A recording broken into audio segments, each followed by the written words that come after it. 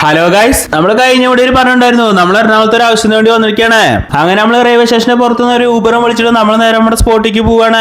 അപ്പൊ ഇവിടെയാണ് നമ്മുടെ പരിപാടി നടക്കുന്നത്. പിന്നെ നമ്മൾ വന്നിരിക്കുന്നത് വേറെ ഒന്നിനല്ല, നമ്മുടെ എലമെന്റ്സ് ഓഫ് സിനിമാസിന്റെ വണ്ടി ആക്ടിംഗ് വർക്ക്ഷോപ്പിൽ പങ്കെടുക്കാനാണ്.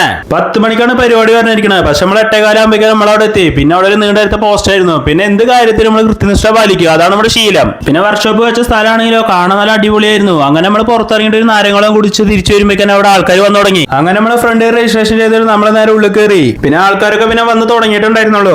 അങ്ങനെ പരിപാടി സ്റ്റാർട്ടാക്കി. പിന്നെ ആക്ടേഴ്സും ഡയറക്ടേഴ്സും ആയിട്ട് പിന്നെ കുറെ സാറുമാരും ഉണ്ടായിരുന്നു. പിന്നെ ഡയറക്ടർ മാർത്താണ്ഡ സാറും പിന്നെ ആക്ടർ കലേഷ് സാറും കൂടി പിന്നെ ദീപം കൊളുത്തി. പിന്നെ കുറച്ചേരത്തെ പ്രസന്റത്തിന് ശേഷം നമ്മുടെ കലേഷ് സാറിന്റെ ആക്ടീവ് വർക്ക്ഷോപ്പ് ആയിരുന്നു. സത്യം പറയാനുള്ളൂ, അത് അടിപൊളിയായിരുന്നു. ഇത് നമ്മൾ അവിടുന്ന് പരിചയപ്പെട്ട ആൾക്കാരാണ്. സംഭവം നൈസാണ്.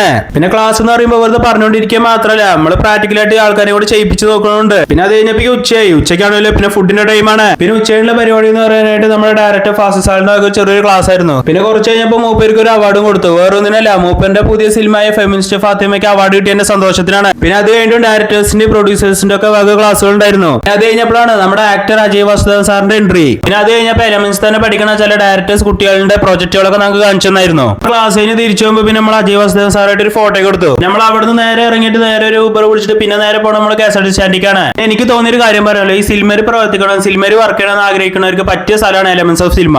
അങ്ങനെ വരുമ്പോൾ ഫുൾ ടൈം നിന്നുകൊണ്ട് പിന്നെ തിരിച്ചു പോകുമ്പോൾ പിന്നെ ഇരുന്നിട്ട് പോകാന്ന് വെച്ചാൽ നേരെ നമ്മൾ KSRTC കയറി പോയി. അപ്പൊ ഓക്കെ.